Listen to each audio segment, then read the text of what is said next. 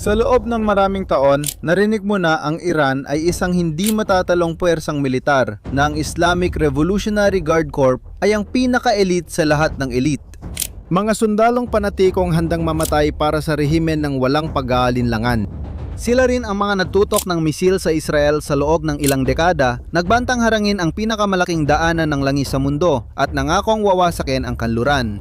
Narinig mo yon, narinig ng buong mundo, pero kasinungalingan yon. At ang unang nagbunyag ng kasinungalingan na yon ay hindi ang American intelligence, hindi ang Israel, kundi ang mismong mga sundalo ng Revolusyonaryong Gwardiya. Dahil na yon, tumatakas sila papuntang Afghanistan, nakadisguise, may pekeng pasaporte, palihim na tumatawid ng hangganan, parang mga karaniwang kriminal. Isipin mo yon ng sandali, mas pinili pa nila ang Afghanistan, isa sa pinakamapanganib at kawawang bansa sa mundo, kaysa ipagpatuloy ang laban para sa rehimeng ipinangakong ipagtanggol hanggang kamatayan. Hindi lang ito simpleng pagtalikod, kundi pagbagsak. Sa video na ito, malalaman mo kung bakit pinili ng elite militar ng 40 taong rehimen ang Afghanistan bilang takasan, at ang brutal na dahilan nito. Pero sasabihin ko na agad sa'yo, ang video na ito ay hindi lang tungkol sa Iran, kundi tungkol din sa kung ano ang nangyayari kapag ipinagkamali ng sinuman o anumang bansa ang katahimikan ng iba bilang kahinaan. Tandaan mo ang ideyang ito, magkakaroon ito ng malaking kabuluhan sa huli. Para maintindihan mo ang laki ng nangyayari, kailangan mong malaman kung sino ang Islamic Revolutionary Guard. Hindi sila isang karaniwang hukbo. Itinatag agad pagkatapos ng Islamic Revolution noong 1979, ang Islamic Revolutionary Guard ay binuo na may napaka-espesipikong misyon, protektahan ang rehimen, hindi ang bansa, ang rehimen. Parang gumawa ka ng sariling hukbo, isang paralel sa loob ng sarili mong bansa na binubuo ng mga pinaka-fanatikong tao at pinakatapat sa pinakamataas na pinuno. Sinanay para pumatay, sinanay para mamatay, at higit sa lahat, sinanay para hindi kailanman magtanong. Kontrolado nila ang bahagi ng ekonomiya ng Iran, pinopondohan nila ang mga armadong grupo sa ibang bansa, tulad ng Hezbollah sa Lebanon at Hamas sa Palestina. Nagpapatakbo sila ng mga drone, ballistic missiles at mga spy network. Sila ang mga armadong sangay ng rehimen sa loob at labas ng Iran. Matagal nang kinikilala ng kanluraning mundo ang Revolusyonaryong Gwardiya bilang isa sa pinakamapanganib na organisasyong militar sa gitnang silangan. Opisyal na kinilala ito ng Estados Unidos bilang isang teroristang organisasyon. Ito ang mga lalaki ngayon ay tumatawid ng hangganan papuntang Afghanistan gamit ang pekeng pasaporte.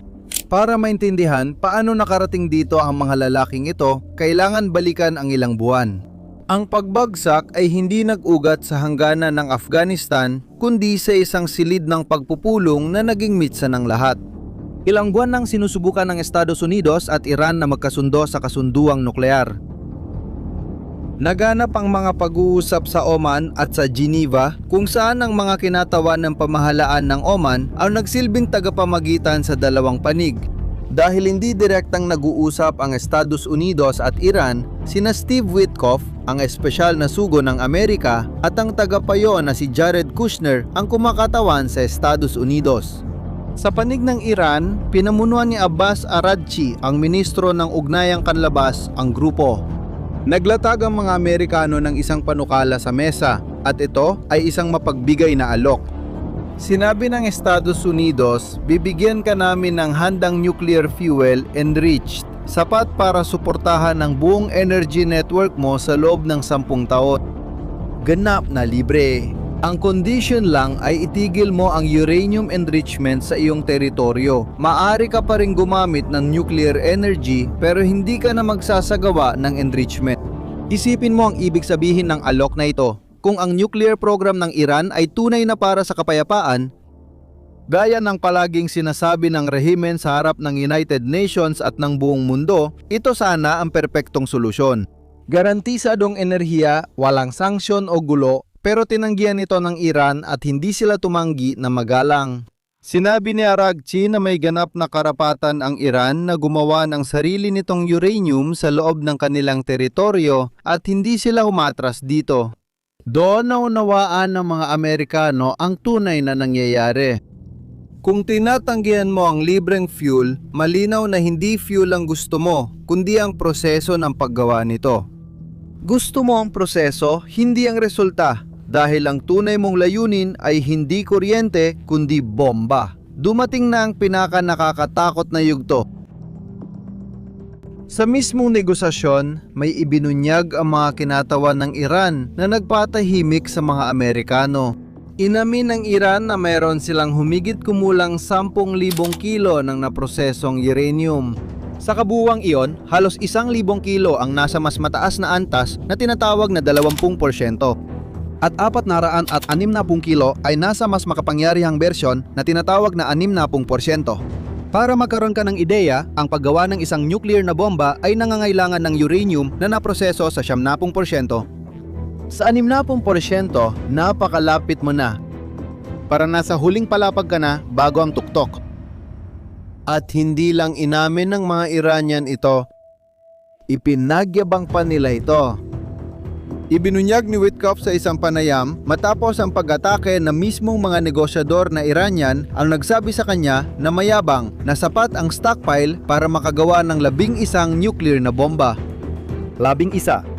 Sa mesa ng negosasyon para sa kapayapaan, ikinuwento ni Witkoff na hindi sila nahihiya bagkus pinagmamalaki pa ang panloloko nila sa internasyonal na tagasuri mula United Nations na dapat nagkokontrol ng ganitong material hindi bilang babala, kundi bilang banta. 460 na uranium na pinayaman ng 60%, dagdag pa ang 1,000 kilo ng uranium na pinayaman ng 20%, at ang natitira ay nasa 3.67. Gumagawa sila ng sariling sentripuga para payamanin ang material, kaya halos imposibleng mapigilan sila. May walang katapusang supply sila nito. Noong oras na yon, naintindihan ng grupong Amerikano na wala na silang dapat pag-usapan. Naging paligsahan ng pananakot ang mga pag-uusap. Sa isang maigting na sesyon, itinaas ni Arachi ang boses kay Witkoff at sumigaw.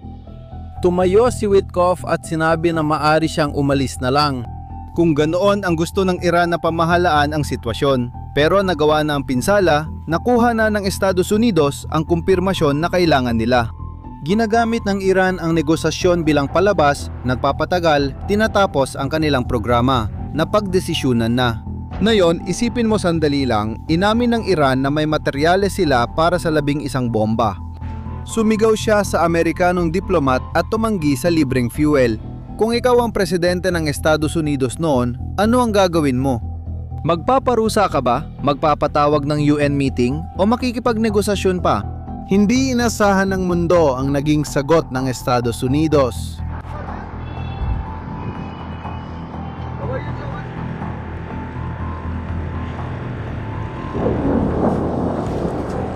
At dito lumilitaw ang tanong na magtatakda ng lahat sa video na ito.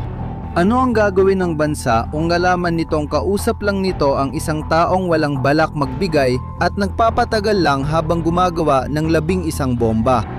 Hindi nagpadala ng diplomatikong pahayag, nagpatong ng dagdag na parusa o nagpa-emergency meeting sa United Nations ang Estados Unidos pagkatapos. Ang sumunod ay isang bagay na walang sinuman ng inaasahan at niyang mismong Iran ay hindi kailanman naniwala na mangyayari. Noong Pebrero 28, 2026, nagsagawa ng magkasanib na operasyong militar laban sa Iran ang Estados Unidos at Israel. Sa panig ng Amerika, pinangalanan ng operasyon na Launch Operation Epic Fury. Epic Fury. Sa panig ng Israel, Roaring Lion.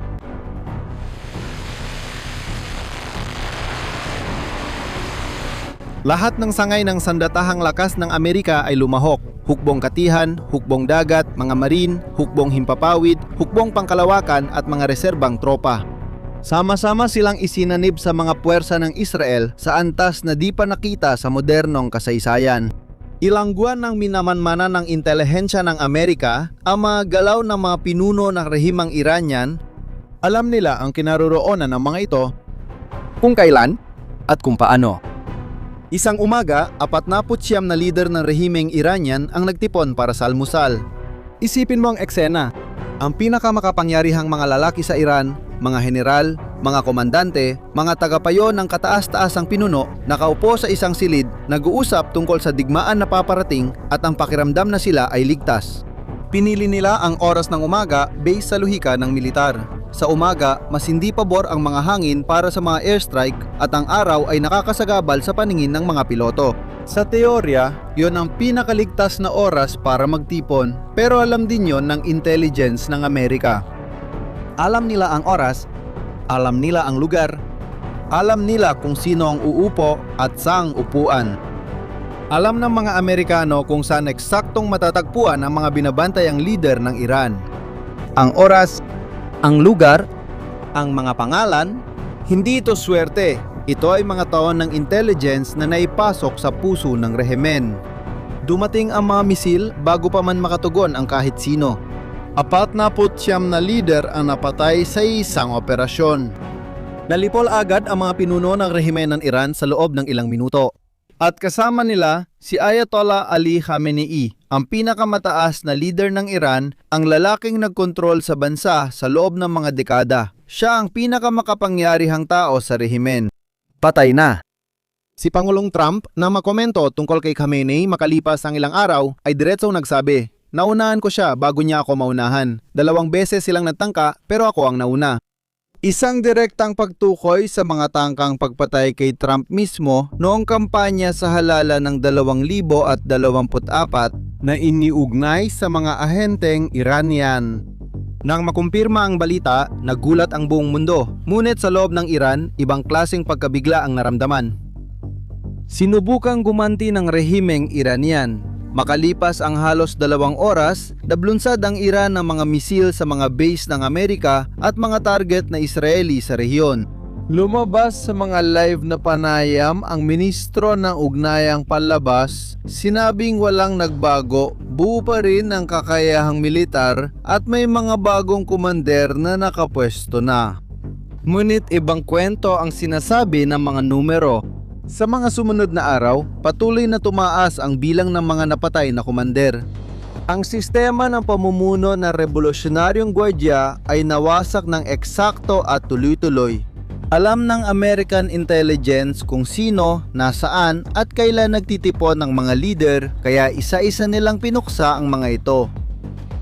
Sinabi ni General Dan Kane, ang pinakamataas na pinuno ng sandatahang lakas ng Amerika, na ang operasyon ay resulta ng mga buwan at sa ilang kaso, taon ng maingat na pagpaplano. Hindi ito isang biglaang pag-atake, kundi resulta ng isang pambihirang gawaing paniktik. At doon nagsimulang magkawatak-watak ang Revolusyonaryong Gwardiya dahil isang bagay ang matalo sa isang labanan.